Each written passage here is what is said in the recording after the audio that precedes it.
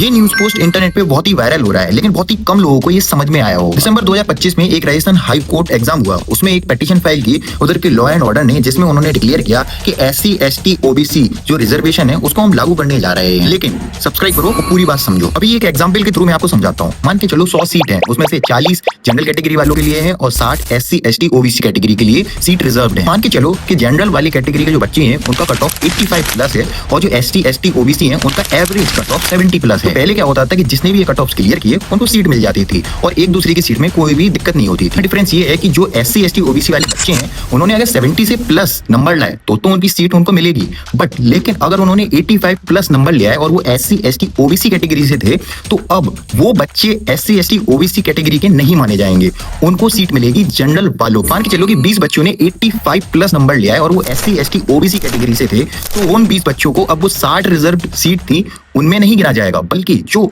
General category की 40 seats थी उनमें से उनको 20 सीट दे दी जाएंगी। अभी SC ST OBC वालों के लिए तो बहुत ही बढ़िया बात है कि चलो 60 सीट हमारे पास पहले से थी और अगर हम 85 प्लस नंबर लिया है जो कि होशियार बच्चे निकले हैं तो उन्हें जनरल कैटेगरी की भी सीट्स मिल जाएंगी।